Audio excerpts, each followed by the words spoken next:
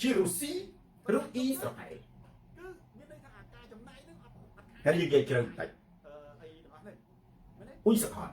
ខ្ញុំចង់សួរបងប្អូនដែរហើយខ្ញុំអានខមមិនបងប្អូនបន្តិចចូលបងប្អូនឆ្លើយសំណួរនេះគឺផ្ទៀងផ្ទាត់ជាមួយនឹងសូនតារាអត់មានអ្នកណាបាន100បន្ទុកឬ0បន្ទុកអីទេខ្ញុំចង់ដឹងតើកូនសិស្សសូនតារាហ្នឹងមានគំនិតនិងទស្សនៈយ៉ាងដូចម្ដេចដែរតោះចាប់ដើមឆ្លើយបងប្អូនណាកុំឆ្លើយវិញខ្ញុំភ្នែកព្រិលទេបងប្អូនអត់យកឯងតាមមកទេស្រីឡៃស្ទឹងត្រែងបងប្អូនខមមិនវិញគឺខ្ញុំមើលតែបានតិចព្រិលជាប់មើលអត់ដាច់ទេណាអញ្ចឹងបើខ្ញុំសួរសំណួរថាតើថៃចង់តាំងខ្លួនជារុស្ស៊ីឬអ៊ីស្រាអែលបងប្អូនគ្រាន់តែសរសេរថារុស្ស៊ីឬអ៊ីស្រាអែលបានទេបាទអាភីយូបាទតាំងខ្លួនជារុស្ស៊ីបាទម្នាក់ថៃសានលី2ម៉ោងបាទបងប្អូននេះក៏តើលោកគ្រូ2ម៉ោងមិន1ម៉ោងទេ1ម៉ោងកន្លះកាត់បន្ថយមានអ្នកតវ៉ាទៀតកូនព្រះអាទិត្យណា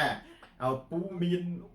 អីថាថ្មីរុស្អូនីកាបាទរុស្ស៊ីដាងខាវរុស្ស៊ី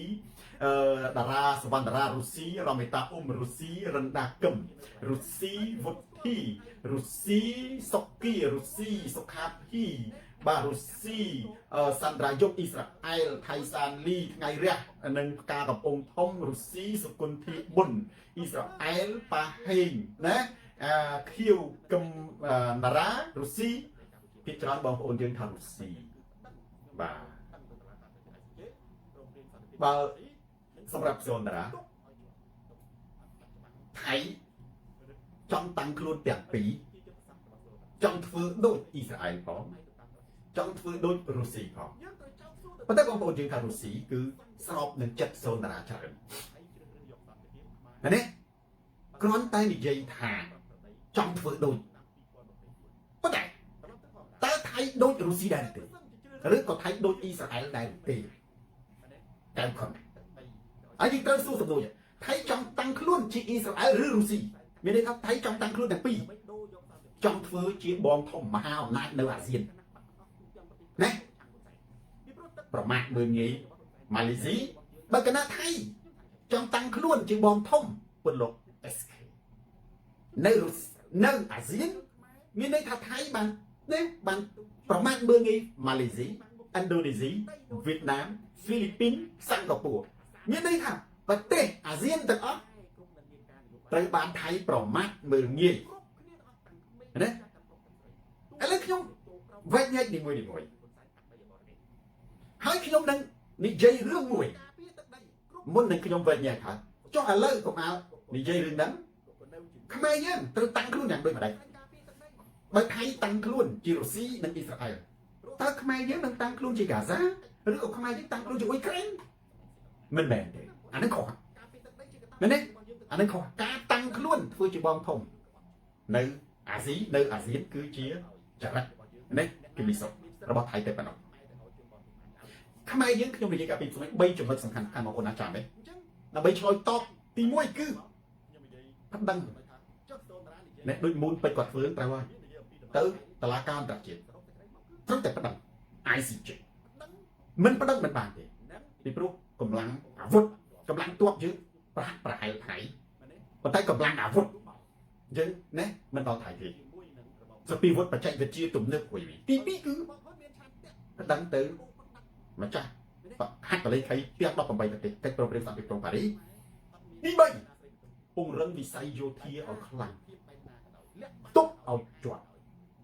ពង្រឹងវិស័យយោធាទុកឲ្យជាប់បើយើងទុកជាប់ថៃបងប្អូនខ្ញុំរំលឹកវេទិកាពីសម័យដើម្បីវាយលុកប្រទេសកម្ពុជាត្រូវចំណាយច្រើនណាស់ទី1ចំណាយប៉ះពាល់ជាមួយចិននៅក្នុងប្រវត្តិសាស្ត្រទី2ចំណាយអាមិត្តជាមួយអាមេរិកទី3ចំណាយបាត់បង់ទំហំសេដ្ឋកិច្ចជាមួយកម្ពុជាទី4ចំណាយបាត់បង់ពន្ធជាមួយអាមេរិកទី5អាចចំណាយរឿងអមនុស្សធម៌ទេសចរមួយចំនួនដែលមានឧត្តមគតិអាចងាកពីការទៅទេសចរនៅស្រុកថៃណាម៉ាក់ទូអានេះគឺថៃត្រូវចំណាយច្រើនណាស់ប៉ុន្តែបើថៃធ្វើបានជោគជ័យស្អែកប្រជាជនថៃនឹងអបអរសាទរបាទនេះហើយរដ្ឋាភិបាលថៃស្រីពៅគ្មានកំហុសទេប៉ុន្តែបើយើងដែលខ្ញុំនិយាយ3ហ្នឹងណាប្តឹងទៅអន្តរជាតិថៃណាប្តឹងទៅអន្តរជាតិ ICJ កិច្ចព្រមព្រៀងសន្តិភាពក្រុងប៉ារីសនិងពង្រឹងវិស័យទ័ពបើទុកបាន1ឆ្នាំ2ឆ្នាំ ពេលនោះបងប្អូនមើលការចំណាយរបស់ថៃធំណាស់ប្រជាជនថៃនឹងបាត់បង់ទូទាំងប្រទេសប្រជាជនថៃបាត់បង់ទូទាំងប្រទេសពីព្រោះវាជាការខាតបង់វាជាការធ្វើឲ្យថៃខាតបង់អានឹងខ្ញុំនិយាយថាបើយើងຕົកជាប់មែនទេបើថៃជោគជ័យគឺមានន័យថាអាការចំណាយនឹងអត់ខាតទេអាការចំណាយអីទាំងអស់ហ្នឹងមែនទេអញ្ចឹងអានឹងជារូបមន្តនៅដដែលបងប្អូនណារូបមន្តនៅដដែលដែលបើចង់សួរថាសូមតារានិយាយតែពីបញ្ហាមិននិយាយពីដំណោះស្រាយមិនច្បាស់ទុកឲ្យជាប់មែនទេបើយើងទុកជាប់គឺមានន័យថាថៃខាតធំមែនទេហើយហេតុអីបានខ្ញុំនិយាយទី1បណ្ដឹងទៅកិច្ចព្រមព្រៀងបណ្ដឹងទៅតុលាការអន្តរជាតិ ICJ ចំសន្តានាពីព្រោះឡាយមកដើម្បីបណ្ដេញកងទ័ពថៃដែលឈរជើងនៅលើប្រាសាទខ្មែរត្រឡប់ទៅវិញដោយបកកណានរោត្តមសីហនុបណ្ដេញកងទ័ពសៀម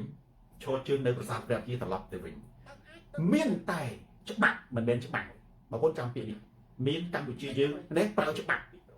មិនមែនច្បាប់មានតែច្បាប់អន្តរជាតិឲ្យពិភពលោកទទួលស្គាល់ដែនអធិបតេយ្យភាពប្រទេសកម្ពុជានិងទទួលស្គាល់ការរំលោភរបស់ថៃជាបឋមត្រូវឲ្យពិភពលោកទទួលស្គាល់ដែនអធិបតេយ្យភាពប្រទេសកម្ពុជានិងឲ្យពិភពលោកទទួលស្គាល់ការរំលោភរបស់ថៃវាទោះតែគេទទួលស្គាល់ពិភពលោកថាដែនអធិបតេយ្យភាពប្រទេសកម្ពុជានៅកន្លែងណាហើយគេទទួលស្គាល់ថាថៃរំលោភឆ្លៀនពៀនទើបពិភពលោកអាចឲ្យអ្នកដាក់ទណ្ឌកម្មឬក៏អន្តរជាតិទាំងមូលស្នើជំរុញអ្នកដាក់សម្ពាធបង្ខំឲ្យថៃដកទ័ពចេញពីទឹកដីកម្ពុជាក្រៅពីហ្នឹងក៏ភ្លើងអាការរបស់យើងណាក៏ភ្លើងអាការក្របបីយើងណាមិនអាចទៅបង្ខំឲ្យថៃដកទ័ពចេញពីទឹកដីកម្ពុជាបានឡើយចឹងបានខ្ញុំថាអា3ហ្នឹងគឺប្តឹងខ្ញុំនិយាយជាមួយប្តឹងទៅតុលាការអន្តរជាតិ ICJ ព្រមព្រៀងសន្តិភាពក្រុងប៉ារីសនិងពង្រឹងកម្លាំងទ័ពទុកឲ្យជាប់ទុកអត់បាច់ច្បាំងទេអានេះគឺជាយុទ្ធសាស្ត្ររបស់សូលហើយយុទ្ធសាស្ត្រផ្សេងទៀតបត់បែនទៅតាមប្រវត្តិសាស្ត្រយើងត្រូវចោទសួរទៅថៃថាសំណាងមកសន្តិភាពឬក៏សង្គ្រាមបើថៃជ្រើសរើសយកសន្តិភាពខ្មែរបើកព្រំដែនត្រឡប់ទៅប្រកប្រដីដូចឆ្នាំ2024ត្រឡប់ទៅធម្មតាវិញមែនទេប៉ុន្តែបើសិនជាជ្រើសរើសយកសង្គ្រាមយើងមិនអាចមែនទេកាត់ទឹកដីទៅឲ្យថៃបានទេហើយបើសិនជាកាត់ទឹកដីហ៊ុនសែនកាត់ទឹកដីទៅឲ្យថៃដើម្បីដូរយកសន្តិភាពសូមតារាសូមអំពាវនាវឲ្យប្រជាជនគ្រប់គណៈបកទាំងអស់ទូទាំងប្រទេសក្រោកឈរប្រឆាំងហ៊ុនសែនពីព្រោះទឹកដីនេះមិនមែនជាទឹកដីរបស់ហ៊ុនសែនទេជាទឹកដីរបស់យើងទាំងអស់គ្នាខ្ញុំថាអញ្ចឹងខ្ញុំថាអញ្ចឹងគឺត្រូវប្រជាជនខ្មែរអត់មានទៅណែទៅចូលទៅយកអីមកបាំងមកទេបើកាត់ដីដូរយកសន្តិភាពមានចេតនាកាត់ភូមិកាត់ប្រាសាទគ្រប់ខ្មែរគ្រប់និន្នាការនយោបាយគ្រប់កសិករគ្រប់គ្នាទាំងអស់ទាំងក្មេងទាំងចាស់ទាំងប្រុសទាំងស្រីទូទាំងប្រទេសចូលក្រោកឈរឡើងប្រឆាំងជាមួយនឹងហ៊ុនសែនកាត់ដីរបស់ប្រទេសបើគាត់ការពារទឹកដីគ្រប់វិធីសាស្ត្រណាក៏ដោយសូម្បីសូតារាក៏នៅជាមួយនឹងការការពារទឹកដីបើហ៊ុនសែនការពារទឹកដីបរិសុទ្ធចូលយើងនៅជាមួយហ៊ុនសែនការពារទឹកដីចុះព្រោះការពារទឹកដីជាកាតព្វកិច្ចរបស់យើងទាំងអស់គ្នាសម្រាប់សិទ្ធិរដ្ឋណាអានេះពិតណាស់បងប្អូនការពារទឹកដីជាកាតព្វកិច្ចរបស់យើងទាំងអស់គ្នាកាត់ទឹកដីគឺជារឿងក្បត់ជីវិតហើយយើងមិនត្រូវឲ្យទឹកដីរបស់យើងអ្នកណាម្នាក់មានសិទ្ធិកាត់ដីខ្មែរទៅឲ្យជនបរទេសបានឡើយគឺជាការនេះអានេះគឺជាសាររបស់សូនរ៉ៃអញ្ចឹងខាន់បើខ្ញុំបញ្ចុះមកខ្ញុំនិយាយត្រង់ចំណុចថាចុះសូនតារានិយាយតែពីបញ្ហាមាននិយាយអំពីដំណោះស្រាយមានដំណោះស្រាយរបស់ខ្ញុំសរុបសេចក្តីមកគឺ3ហ្នឹងដឹងនិងឌីខេមពង្រឹងកម្លាំងទ័ពហើយខ្ញុំនិយាយនេះគឺខ្ញុំជួយចូលរួមមែនទេដោយយោបល់ជាមួយនឹងរបបហ៊ុនដើម្បីការពារទឹកដីទេបើរបបហ៊ុនមានឆន្ទៈបដូរផ្ដាច់មែនទេបដូរផ្ដាច់ជីវិតការពារទឹកដីអានឹងគឺខ្មែរអត់មានអ្នកណាស្រីបន្ទោសទេតែការរូបភាពបែបណាក៏ដោយលាក់បាំងក៏ដោយបង្ហាញក៏ដោយការកាត់ទឹកដីដូរយកសន្តិភាពឬកាត់ទឹកដីដូរយកអំណាចការពារអំណាចចូលប្រជាជនកម្ពុជាខំទទួលយកទឹកដីប្រទេសកម្ពុជាជារបស់ប្រជាជនកម្ពុជាហើយយើងមិនត្រូវការទឹកដីថៃទេយើងត្រូវការតែគោរពនៅច្បាប់អន្តរជាតិយើងត្រូវការតែការពារទឹកដីរបស់យើងដែលសល់បើយោងទៅតាមច្បាប់និងការក្រឹតព្រំដែនអន្តរជាតិតែម្ដងយើងថ្លែងទៅកាន់ថៃយើងមិនត្រូវការទឹកដីថៃ1.5 1 មីលីម៉ែត្រហើយយើងក៏មិនត្រូវឲ្យបរទេសថៃយកទឹកដីយើង1.5ដែរអញ្ចឹងបានយើងត្រូវតែធ្វើយុទ្ធនាការនឹងប្តឹងដូចមូលពេជ្រក៏ធ្វើណាប្តឹងទៅតុលាការអន្តរជាតិច្បាំងឬក៏ច្បាំងទៅមិនរួចទេខ្ញុំថាទៅមិនរួចទេតែបើទប់បាន យើងទុកបានមែនទេហើយរដ្ឋាភិបាលនៃកម្ពុជាត្រូវតែបង្ហាញឆន្ទៈទៅពិភពលោកថាថៃឆ្លៀតពីព្រោះថៃមិនគោរពកិច្ចព្រមព្រៀងសន្តិភាពកូឡាឡាំពួរគ្រាន់តែថៃប្រកាសទាត់ចោលកិច្ចព្រមព្រៀងសន្តិភាពកូឡាឡាំពួរចំណាក្រឹមស្មើនឹងថៃប្រកាសឈ្លានពានទឹកដីកម្ពុជាបាត់ហើយបើស្ទើប្រទេសកម្ពុជាមានផែនការទៅឈ្លានពានថៃនឹងអីបើថាតើហេតុអីបានជាថៃត្រូវចល័តទាត់ត្រូវតែប្រកាសធ្វើសង្គ្រាមជាមួយខ្មែរណា Frankie មែនទេបើខ្មែរអត់ទៅឈ្លានពានថៃមកទេមានតែអ្នកដែលឈ្លានពានគេទេដែលប្រកាសធ្វើសង្គ្រាមដូចរុស្ស៊ីឬក៏មែនទេថៃតាំងខ្លួនដូចជារុស្ស៊ីចឹងបិទវងកញ្ចក់ឥឡូវយើងត្រឡប់មកវិញតើថៃតាំងខ្លួនជារុស្ស៊ីឬក៏អ៊ីស្រាអែលចម្លើយរបស់សូណារ៉ាជាទស្សនៈគឺថៃចង់តាំងខ្លួនជារុស្ស៊ីឬក៏តាំងខ្លួនជាអ៊ីស្រាអែលប៉ុន្តែខុសចំនួនសូថាតើអាចទៅរួចដែរទេចម្លើយមិនអាចទេហើយតែអ្វីពីប្រខ្ញុំនិយាយអំពីណាអ៊ីស្រាអែលមុនបុព្វហេតុនៃសង្គ្រាមអ៊ីស្រាអែលកាហ្សាគឺកើតចេញអំពីពួកហាម៉ាស់បើការវិលុកណាចូលប្រទេសអ៊ីស្រាអែល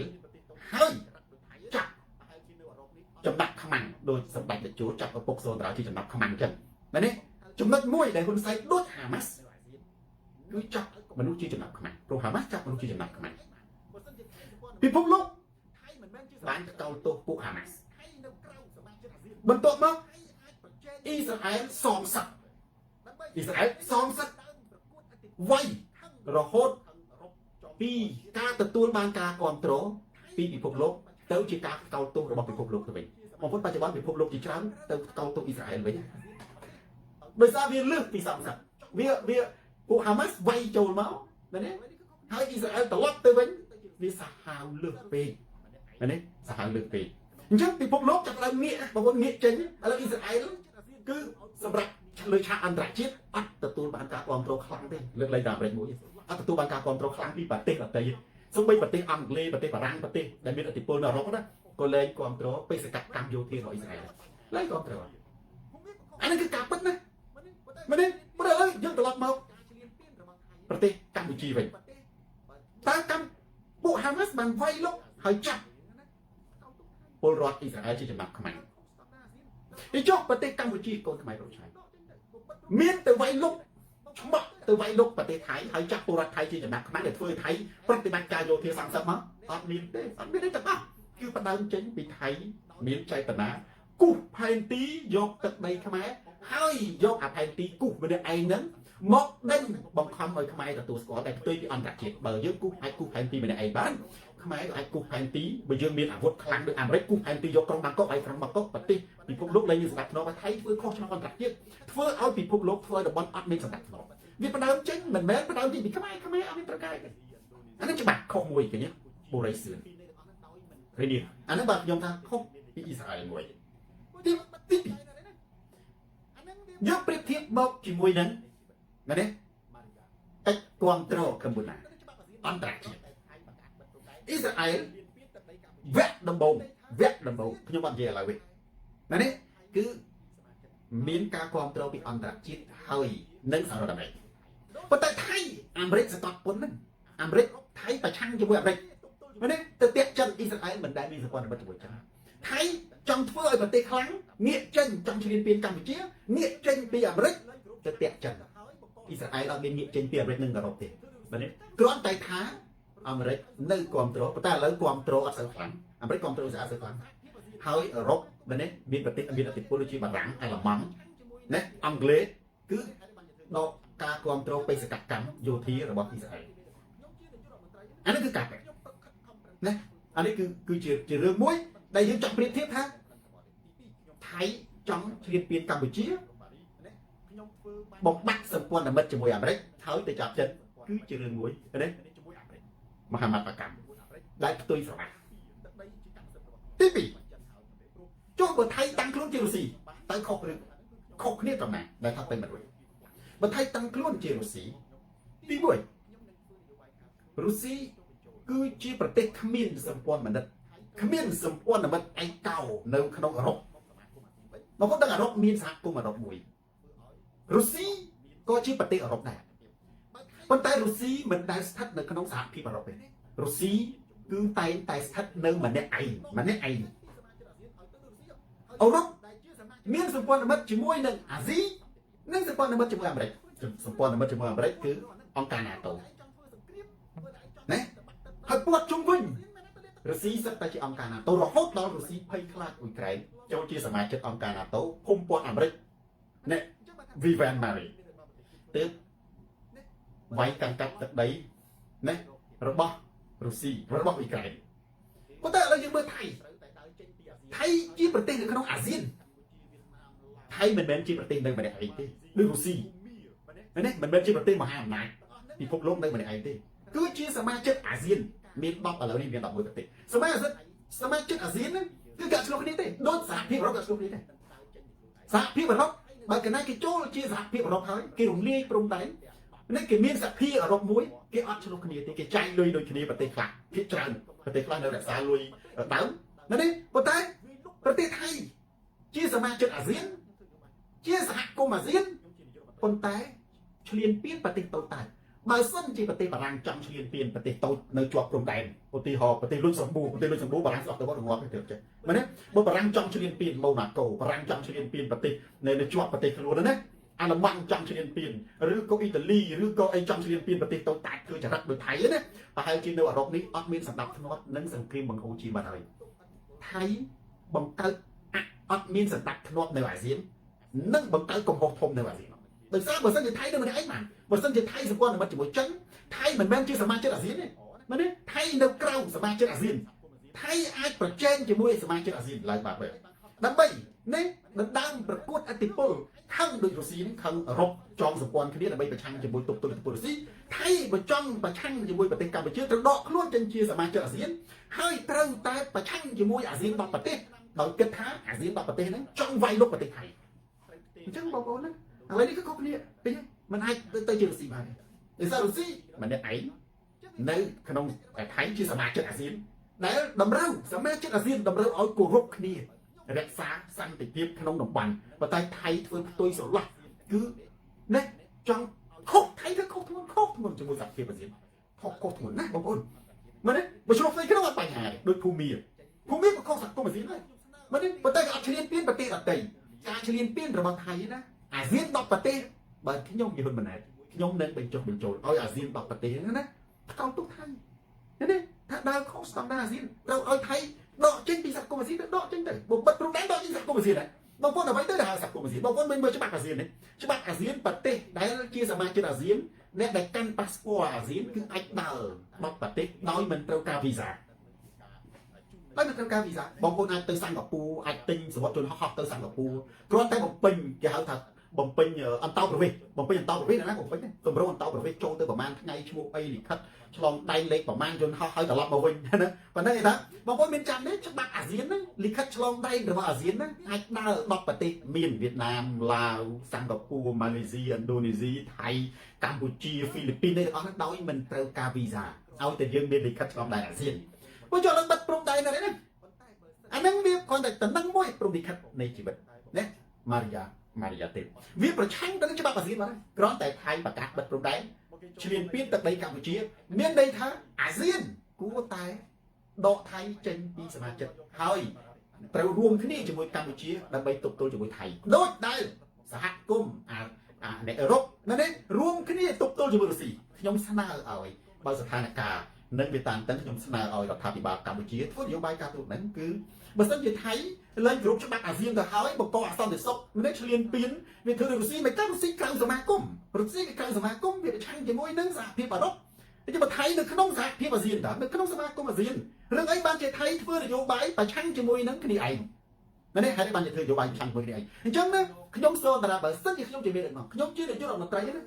ខ្ញុំប្រខិតខំប្រឹងប្រែងធ្វើគោលនយោបាយមែនទេទី1ខ្ញុំប្តឹងទៅតុលាការ ICJ មិនប្តឹងតែមកទេទី2ខ្ញុំប្តឹងទៅម្ចាស់តលេខកិច្ចព្រមព្រៀងសន្តិភាពក្រុងប៉ារីសណាខ្ញុំធ្វើបាយប្រមាណខ្ញុំយកប៉ុណ្ណឹងទី3ខ្ញុំនឹងពង្រីកសម្ព័ន្ធមិត្តយោធាមែនទេជាមួយអាមេរិកខ្ញុំត្រូវហ៊ានថាជាមួយអាមេរិក ដើម្បីការពារទឹកដីជាកម្មសិទ្ធិរបស់ខ្ញុំអត់មានខ្លាចចិនហើយខ្ញុំទេព្រោះបើសិនជាចិនអាចការពារខ្ញុំបានខ្ញុំមិនថាទេអានេះគឺខ្ញុំត្រូវតែពង្រីកសម្ព័ន្ធមិត្តយោធាខ្លាំងជាពិសេសអភិវឌ្ឍដើម្បីការពារទឹកដីរបស់ខ្ញុំទី4ខ្ញុំនឹងធ្វើនយោបាយការទូតបញ្ចុះបញ្ចូលសហគមន៍អាស៊ានឲ្យឃើញថាថៃត្រូវត្រឡប់មកវិញត្រឡប់មកសហគមន៍អាស៊ានវិញត្រឡប់មកសមាគមអាស៊ានវិញគឺគោរពច្បាប់របស់អាស៊ានធ្វើឲ្យសន្តិតំបន់មានសន្តិភាពនិងសុវត្ថិភាពបើថៃមិនគោរពខ្ញុំស្នើឲ្យអាស៊ាននេះដែលមានចំនួនប្រមាណ9ប្រទេសបោះឆ្នោតដកថៃចេញពីសមាជិកអាស៊ានឲ្យទៅរុស្ស៊ីហើយយើងដែលជាសមាជិកអាស៊ាននឹងត្រូវរួមគ្នាកសាងទឹកដីសន្តិភាពត្រូវតែធ្វើអញ្ចឹងវិវត្តទៅរកអានឹងពីព្រោះបើអ្នកឯងចង់ធ្វើសង្គ្រាមបើអ្នកឯងចង់លេបទៅបាត់ទឹកដីប្រទេសអាស៊ានមិនទៅលេបទឹកដីណាមិនកើតចង់បាត់កម្ពុជាចេញពីផែនទីមិនអត់បានទេត្រូវឆ្លងសាកសពសូនតារាសិនអត់បានទេនេះអញ្ចឹងបើថាបើខ្ញុំជាមេដឹកនាំប្រទេសខ្ញុំធ្វើកិច្ចការនេះបើថៃអត់ត្រឡប់ទៅរកភាពដើមនេះគឺការគោរពគ្នាគេថៃត្រូវតែដើរចេញពីអាស៊ានហើយអាស៊ានទាំង10មានកម្ពុជាវៀតណាមឡាវហ្វីលីពីនឥណ្ឌូនេស៊ីម៉ាឡេស៊ីភូមាបាទនេះសិង្ហបុរីទាំងអស់ហ្នឹងប្រ៊ុយណេត្រូវតែយើងរួមគ្នាការពារបងប្អូនយើងឥឡូវថៃបានដើរចេញពីយើងហើយត្រូវបើថៃមិនដើរចេញពីខ្លួនឯងបើថៃនៅតែបំពេញច្បាប់អាស៊ានប្រទេសអាស៊ានទាំង10ដែលទើបតែចូលថ្មីទីមកគួរតែបោះឆ្នោតដេញថៃចេញហើយយើងរួមកម្លាំងគ្នាទៅជា10ប្រទេសដើម្បីនេះវាលុបប្រទេសថៃវិញមកខ្ញុំសូមណាខ្ញុំធ្វើនយោបាយខ្ញុំជានាយករដ្ឋមន្ត្រីខ្ញុំធ្វើនយោបាយមែនទេពីព្រោះខ្ញុំមិនសុខចិត្តឲ្យទឹកដីខ្ញុំបាត់មកឆ្មាណានេះវាជាការពិតបងប្អូនវាជាការពិតតែខ្ញុំថាបើសិនជាថៃចង់តាំងខ្លួនជារុស្ស៊ីចូលថៃដកខ្លួនចេញពីអាស៊ានទៅហើយអាស៊ានត្រូវតែការពារគ្នាត្រូវតែបង្កើតសហគមន៍អាស៊ានការពារគ្នាទៅវិញទៅមកព្រំដែនប្រទេសមែនទេរួមកម្លាំងគ្នាដើម្បីទប់ឥទ្ធិពលថៃដូចសហភាពអឺរ៉ុបណាបើចូលទប់ឥទ្ធិពលរបស់រុស្ស៊ីប៉ុន្តែចាញ់ដំណាអាស៊ានគឺអត់មានភាពស្មោះត្រង់នឹងគ្នាទេគឺបែងជើងផ្ដួលគ្នាទៅវិញទៅមកអាចចំណុចហ្នឹងជាបញ្ហាខ្ញុំគិតថាបើសិនជាអាស៊ានជាប្រទេសល្អណាឃើញថៃធ្វើអញ្ចឹងមិនមែនសហគមន៍អាស៊ានហត់តាអាន់វ៉ាអ៊ីប្រាហ៊ីមទេបងប្អូនរឿងអីបានហត់តាអាន់វ៉ាអ៊ីប្រាហ៊ីមណាមិនមែនរឿងថៃឈ្លានពានទៅដីកម្ពុជាបង្កអសន្តិសុខនៅក្នុងប្រទេសកម្ពុជាមិនមែនជាកាតព្វកិច្ចតែអាន់វ៉ាអ៊ីប្រាហ៊ីមមួយទេជាកាតព្វកិច្ចរបស់សមាជិកអាស៊ានទាំង10ទៅទីមកចូលថ្មីមែនទេឥឡូវនេះឆ្នាំក្រោយឆ្លងឆ្នាំហ្នឹងអាន់វ៉ាអ៊ីប្រាហ៊ីមណាសារ៉ាអ៊ុំត្រូវផ្ទេរតំណែងនេះទៅឲ្យឥណ្ឌូនេស៊ីឬហ្វីលីពីនខ្ញុំមិនដឹងដែរនឹងពីណាគេប្រធានថ្មីអាហ្នឹងឥណ្ឌូនេស៊ីក៏ដោយហ្វីលីពីនក៏ដោយចឹងវាមិនមែនជាកាតព្វកិច្ចរបស់ឥណ្ឌូនេស៊ីឬក៏ហ្វីលីពីនទេវាជាកាតព្វកិច្ចរបស់យើងទាំងអស់អញ្ចឹងខ្ញុំសូមតារាបើខ្ញុំជាមេដឹកនាំខ្ញុំនឹងមែនទេស្នើឲ្យអាស៊ានទាំង10ប្រទេសមែនទេឲ្យថៃគោរពច្បាប់អាស៊ានអន្តរជាតិនិងច្បាប់អាស៊ានបើថៃមិនគោរពច្បាប់អន្តរជាតិនិងច្បាប់អាស៊ានទេខ្ញុំស្នើឲ្យដកថៃចេញពីសមាជិកអាស៊ានហើយខ្ញុំស្នើឲ្យប្រទេសអាស៊ានទាំង10មានភូមាម៉ាឡេស៊ីហ្វីលីពីនអីទាំងអស់ហ្នឹងគឺរួមគ្នាជាមួយកម្ពុជាជាសហគមន៍តែមួយទប់ទល់ជាមួយនឹងថៃណាមកថាបើយើងចង់តាំងខ្លួនជារុស្ស៊ីវាតើតែយើងមិនឯករាជ្យម្នាក់ឯងខុសធ្ងន់ណាស់បងប្អូនខុសធ្ងន់ណាស់អញ្ចឹងបានជាខ្ញុំដាក់សំណួរនេះខ្ញុំក្រើនរំលឹកសម្ព័ន្ធសដើម្បីបងប្អូនយើងយល់កាន់តែទ្រង់ទ្រាយទេជាការចែករំលែកចំណេះដឹងនិងជាការជូននៅកំណត់ទេនេះជូននៅកំណត់សម្រាប់រដ្ឋាភិបាលដើម្បីការពារទឹកដីផងនិងជូនជាចំណេះដឹងទៅដល់មហាជនដើម្បីឲ្យយល់អំពីរបស់អន្តរជាតិរបស់អន្តរជាតិគ្រាន់តែថាបើយើងការពារទឹកដីចូលយើងកាន់តែនាងអោបគ្នាចុះប៉ុន្តែបើមានអ្នកកាន់អំណាចកាត់ទឹកដីឲ្យបរទេសចូលយើងទាំងអស់គ្នាក្រោកចូលណាប្រឆាំងទៅនឹងអ្នកណាដែលកាត់ទឹកដីឲ្យបរទេសយើងអត់ត្រូវការទឹកដីពីប្រទេសណាទេយើងគ្រាន់តែត្រូវការពារទឹកដីរបស់យើងរស់ក្នុងសន្តិភាពប៉ុន្តែបើសិនជាអ្នកឯងមិនឯកភាពកម្ពុជាក៏គួរតែបំផុសឈឹងដោយបទចម្រៀងដែនដីខ្មែរប្រែថាសវណ្ណភូមិមិនបានថាចឹងបាទមកគេចូលយកដីយើងយកខេត្តបាត់ដំបងបាត់ហើយអានោះមិនមែនទេអានោះមិនចូលមកយកខេត្តបៃលិនបាត់ហើយអានោះមិនចូលមកយកខេត្តព្រះវិហារបាត់ហើយអានោះមិនខ្ញុំនិយាយកម្រិតបងប្អូនឈាមគឺកម្រិតការពារទឹកដីមិនមែនទេយើងអត់ត្រូវការទេប៉ុន្តែក៏មិនអាចឲ្យទឹកដីមែនទេទៅគេបានដែរប្រិយមិត្ត share វីដេអូនេះទៅកាន់ប្រិយមិត្តដទៃទៀតទូរទស្សន៍សូនតាស្រាប់ខោជន់ក្បាច់ការផ្លាស់ប្ដូរផ្នត់គំនិតទី2សិទ្ធិមនុស្សឥឡូវយើងត្រឡប់មករឿងគំនោគុកសិទ្ធិមនុស្សតើយើងនឹងអន្តរជាតិភ្លេចហើយឬទេ ការរំលោភសិទ្ធិមនុស្សចាប់មនុស្សដាក់គុកចាប់តាំងពីជនពិការចាប់តាំងពីជនគ្មានទោសកំហុសដោយឪពុកសូនតារាយកទៅដាក់គុកតើយើងឧទាហរណ៍ថាធ្វើនយោបាយយើងទប់ទល់ជាមួយបរទេសឈ្លានពានសម្ដេចសីរតនាតើយើងនឹងយកប្រទេសកម្ពុជាប្រគល់ឲ្យហ៊ុនសែនជិះជាន់សិទ្ធិសេរីភាពមិនមែនទេបងប្អូនកុំភ្លេចការការពារទឹកដីជាកាតព្វកិច្ចរបស់យើងទាំងអស់គ្នាត្រូវបែងចែកច្បាស់មិននេះគ្រប់និន្នាការនយោបាយគណៈបកណាក៏ដោយការការពារទឹកដីគឺជាកាតព្វកិច្ចរបស់យើងទាំងអស់គ្នាមិននេះការស្ដារលទ្ធិប្រជាធិបតេយ្យនៅក្នុងប្រទេសកម្ពុជាក៏ជាកាតព្វកិច្ចរបស់យើងទាំងអស់គ្នាដែរមានតែប្រទេសមួយដែលមានគុណភាពខ្លាំងលទ្ធិប្រជាធិបតេយ្យប្រជាជនមានសិទ្ធិអំណាចគ្រប់គ្រាន់សម្រាប់ជោគវាសនាប្រទេសមួយហើយមានតែប្រទេសមួយដែលមានកម្លាំងសាមគ្គីដែលគ្រប់និន្នាការនយោបាយគណៈបកទាំងអស់អាចចូលរួមសកម្មភាពអានេះគេហៅថាជាកម្លាំងសាមគ្គីទើបធ្វើឲ្យប្រទេសយើងខ្លាំងទើបធ្វើប្រទេសយើងខ្លាំងប្រទេសមួយដែលមានរដ្ឋាភិបាលពីរ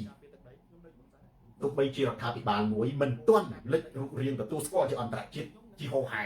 ជាបន្តបន្ទាប់ជាផ្លូវការធំដុំប៉ុន្តែវាគឺជាមាត់ជួសរ៉ាន់ប្រាសូហានិភ័យមួយដែលអាចជាអតិពលញែកពុះប្រទេសយើងផ្នែកកំណត់ឲ្យកាន់តែខ្លាំងបើសម្រាប់សនតារាគឺចង់ឲ្យប្រទេសកម្ពុជាមានលំហសេរីភាពនិងលទ្ធិប្រជាធិបតេយ្យមិនចង់ឲ្យមានរដ្ឋាភិបាលពីរ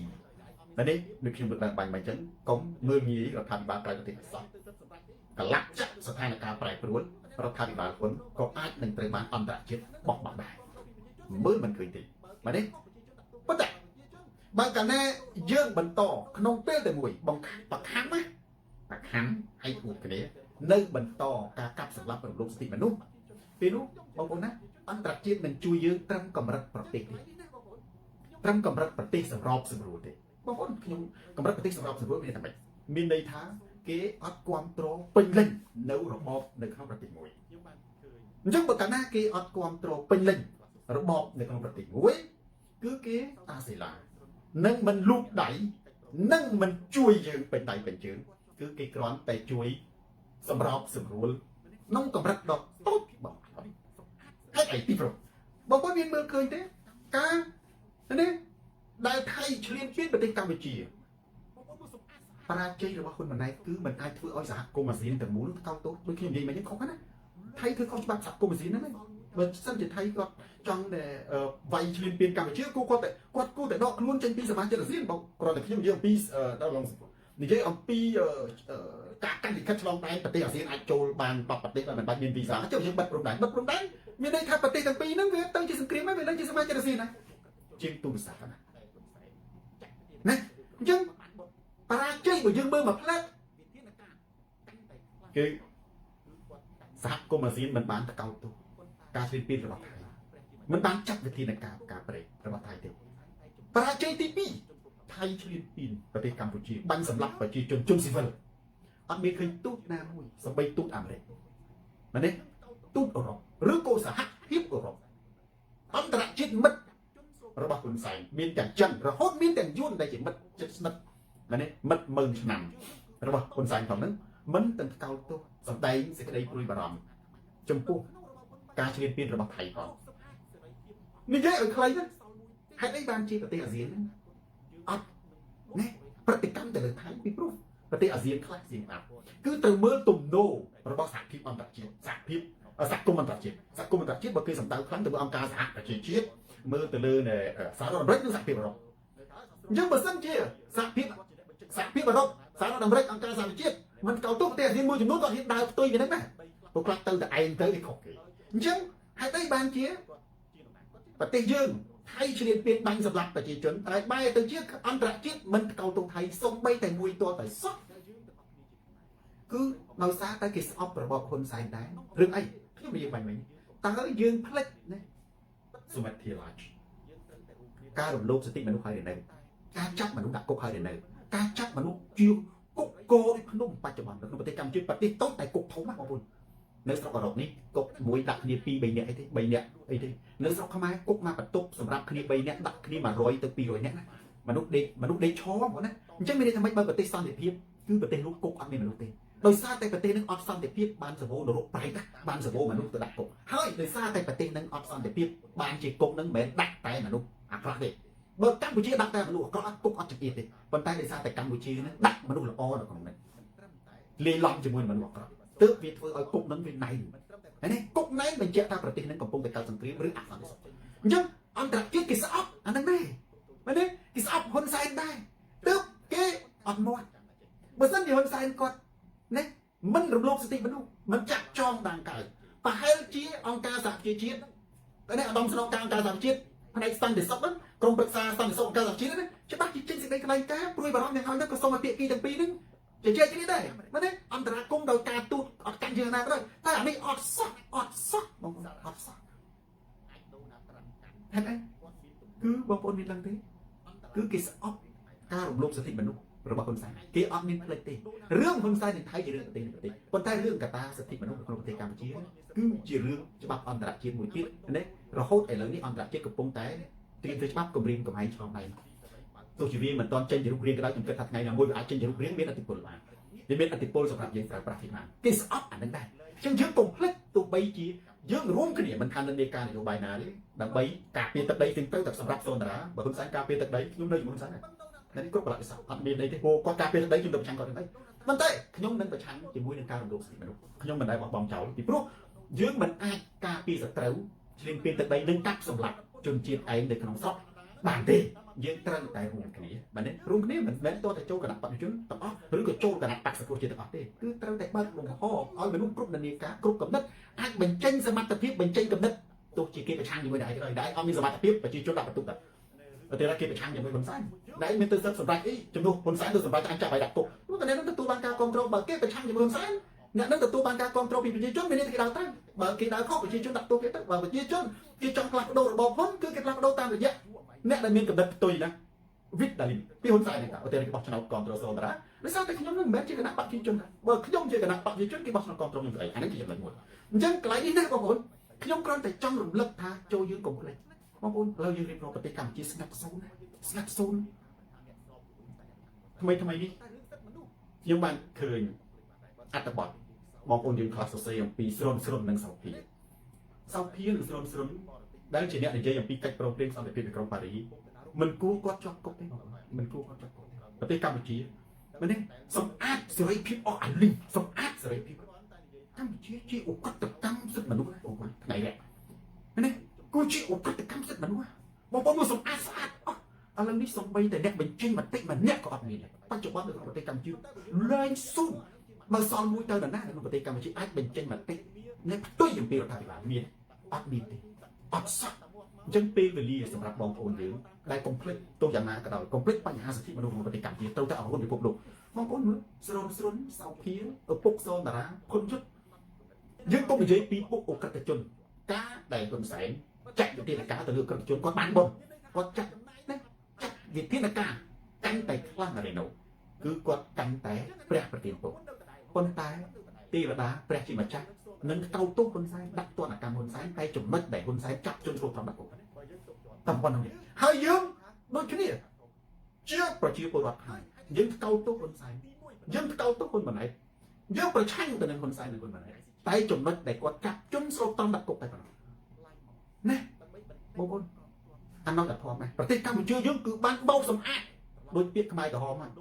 ខ្មែរក្រហមហៅបោកសម្អាតខ្មាំងនៅក្នុងរបបហ៊ុនបច្ចុប្បន្នបានបោកសម្អាតសេរីភាពអស់ហើយគ្មានសល់មួយទេបងប្អូនថ្ងៃអនាគតយើងអាចនឹងបុកកូរ៉េខាងជើងមែនទេស្ងាត់អូឆឹងសល់តែអ្នកព័ត៌មានរបស់គណៈបកប្រជាជនតែនិយាយបច្ចោបចោតបចោលតែប៉ុណ្ណោះអាសូរណាបងប្អូនបងប្អូននឹកដល់ស្រុនបងប្អូននឹកដល់សភាបងប្អូននឹកដល់នៅថាស្រុននិងសភាឬគាត់ជាអ្នកបញ្ចេញមតិទោះយ៉ាងណាដោយគាត់ជាបញ្ញវន្តអ្នកបញ្ចេញមតិដើម្បីប្រទេសជាតិណានេះមានសម្ដីខ្លះប៉ះធ្វើហ៊ុនសែនខឹងឲ្យជាឪពុកសូនតារាតែគាត់ជានរណាគាត់ជាគណៈបព្វជិជននៃគ្រប់គ្រងសន្តិភាពបាទនេះអញ្ចឹងរឿងនេះវាសាហាវព្រៃផ្សៃដែលយើងទាំងអស់គ្នាវាសាហាវព្រៃផ្សៃដែលយើងទាំងអស់គ្នាជាខ្មែរមិនត្រូវបំភ្លេចបាទនេះមិនត្រូវបំភ្លេចទេក្នុងអំឡុងពេលដែលប្រទេសយើងកំពុងតែមានការឈ្លានពានពិតណាស់ ពីសក្តិយើងត្រូវតែរួមគ្នាដើម្បីការពារទឹកដីប៉ុន្តែយើងកុំភ្លេចមើលមនុស្សដែលកំពុងតែរងគ្រោះសេរីភាពនៅក្នុងប្រទេសកម្ពុជាដែលកំពុងតែរលកពីចុងក្រោយគណៈបព្វជិជនអាចមានអំណួតដែរយ៉ាងហោចណាស់ក៏ដូណាល់ត្រាំបាននៃពីនៃឆ្លើយតបទៅនឹងទង្វើរំលោភបោះជប់បាញ់និងកិច្ចប្រឹងប្រែងសន្តិភាពកូឡាឡាំពួរតាមរយៈការផ្អាកការចរចាពន្ធឬក៏ការបណ្ដាក់ពន្ធនេះដែរពិតវាមិនខុសទេវាជាផ្នែកមួយដែលខ្ញុំបាននិយាយហើយថាថៃដើរទៅមុខគឺមិនត្រឹមតែប្រទះជាមួយនឹងអាស៊ានទេបើសូមតាជាមេដឹកនាំហ្នឹងសន្ទុះមិនត្រឹមតែប្រទះជាមួយដូណាល់ត្រាំទេគឺថៃអាចត្រូវអាស៊ានដកចេញពីសមាជិកហើយអាស៊ានទាំង10ត្រូវតែរួមគ្នាទប់ទល់ជាមួយថៃអានេះខ្ញុំសូមតាចំណុចនេះត្រូវប៉ុន្តែបងប្អូនត្រូវចាំតែចិត្តខ្ញុំប្រាប់ទៅគណៈបព្វជិជនមានតែតុលាការអន្តរជាតិ ICJ កិច្ចព្រមព្រៀងសន្តិភាពក្នុងប៉ារីសនិងសាមគ្គីភាពខ្មែរគ្នាឯងបញ្ចប់ការរំលោភសិទ្ធិមនុស្សការកាប់សម្លាប់សេរីភាពខ្មែរគ្នាឯងទើបជាជ័យជំនះរឹងមាំពិតប្រាកដអាមេរិកតែងតែដូរប្រធានាធិបតីរាល់អាណត្តិនេះសារ៉ានួនអាចដូណាល់ត្រាំកាន់ទៅគាត់មានទំនោរមកអាស៊ានអន្តរាគមន៍រវាងខ្មែរថៃចុះបើអាណត្តិក្រោយថៃមែនទេដូណាល់ត្រាំគាត់ចេញពីតំណែងប្រធានាធិបតីបើការបោះឆ្នោតព្រោះគាត់អត់មានសិទ្ធិឈរទេគាត់អត់មានសិទ្ធិឈរអាមេរិកដូរគោលនយោបាយស្រាប់តែងាកមែនទេចេញអាស៊ីសេរីបើកវិញ VOA បើកវិញមែនទេគោលនយោបាយការបរទេសរបស់អាមេរិកងាកទៅទិសផ្សេងនឹងលែងរវីរវល់ជាមួយនឹងប្រទេសកម្ពុជាមួយថៃតើយើងត្រូវពឹងយ៉ាងម៉េចពឹងបរទេសមិនទៀងទាត់ទេបានមួយគ្រាពឹងដូណាល់ត្រាំយើងក៏មិនដឹងថាស្អែកដូណាល់ត្រាំក៏ដូរចិត្តយ៉ាងម៉េចដែរដូណាល់ត្រាំគ្រាន់តែលើកពន្ធជាមួយកាណាដានិងពន្ធជាមួយអឺរ៉ុបមួយថ្ងៃពេលខ្លះក៏ដូរចិត្ត5ដងបងប្អូនមានដឹងទេដូណាល់ត្រាំជួនកាលគាត់តែពន្ធជាមួយអឺរ៉ុបពន្ធជាមួយកាណាដាហ្នឹងណាតែមួយថ្ងៃក៏ដូរចិត្ត5ដងយើងមានដឹងទេស្អែកបើសិនជាដូណាល់ត្រាំក៏ដូរចិត្តតែយើងត្រូវធ្វើយ៉ាងម៉េចយើងត្រូវជឿលើកម្លាំងសាមគ្គីខ្មែរគ្នាឯងមិនត្រូវកាប់សម្លាប់សេរីភាពចាប់មនុស្សដាក់គុកបើកលំបិទលំហហើយយើងទៅពឹងទៅលើរឿងតែដូណាល់ត្រាំគាត់ធ្វើមួយយើងអបអរសាទរជាមួយនឹងនេះយើងសរសើរគោរពហើយអរគុណលោកប្រធានាធិបតីរដ្ឋាភិបាលសូនតាអរគុណលោកប្រធានាធិបតីរដ្ឋាភិបាលនេះដែលបានធ្វើកិច្ចការនេះប៉ុន្តែយើងត្រូវសួរថាតើវាយូរអ្វីដែរទេអានេះយើងត្រូវចោទសួរយូរអ្វីដែរទេមែនទេចុះបើថ្ងៃណាមួយដូណាល់ត្រាំគាត់ចប់អាណត្តិហើយរដ្ឋាភិបាលអាមេរិកថ្មីគេមានគោលនយោបាយថ្មីតែយើងត្រូវធ្វើយ៉ាងម៉េចអញ្ចឹងហើយបានជាយើងកុំភ្លេចបងប្អូនទឹកដីជាកាតព្វកិច្ចរបស់យើងទាំងអស់គ្នាគ្រប់នានាការមិនថាអ្នកស្របជាមួយហ៊ុនសែនអ្នកប្រឆាំងជាមួយហ៊ុនសែនទេប៉ុន្តែរឿងសិទ្ធិមនុស្សយើងក៏មិនអាចបំភ្លេចបានដែរបើកាលណាប្រទេសយើងខ្សោយការរំលោភសិទ្ធិមនុស្សខ្លាំងមែនទេសត្រូវឆ្លៀនពៀនបរទេសមើលងាយគឺមានន័យថាយើងកំពុងតែដើររកផ្លូវវិនិច្ឆ័យយើងបានក៏ផ្លូវហើយនេះគឺជាចំណុចចុងក្រោយមួយដែលខ្ញុំដាក់ទឿនទៅអ្នកដែលមើលទៅដូចកខិតកខាប់អបអរសាទរយើងគ្រាន់តែនិយាយថាជាកូនសៅមួយដែលយើងទុកបានយើងចាក់បានមកគ្រាហើយជំហានបន្ទាប់ក្រៅពីយើងទុកបានតើយើងត្រូវធ្វើយ៉ាងដូចម្តេចបន្តទៀតត្រូវធ្វើដូចម្តេចបន្តទៀតដើម្បីការពារដែនអធិបតេយ្យភាពប្រទេសកម្ពុជាប៉ុន្តែបើយើងឲ្យជឿជាក់ថាអូអានឹងជាមហាអស្ចារ្យជាស្ងប់ស្ងាត់លទ្ធផលមហិមាអានឹងជួញតែអួតហើយគឺតែដុតបិទតមាត់មកគឺត្រឡប់អាមហន្តរាយមកតាមក្រោយទេប្រិយមិត្ត share វីដេអូនេះទៅកាន់ប្រិយមិត្តដទៃទៀតទូរទស្សន៍សូនតាស្រាប់ខោជនបដិការទៅជុំផ្លាស់ប្ដូរផ្នត់គំនិត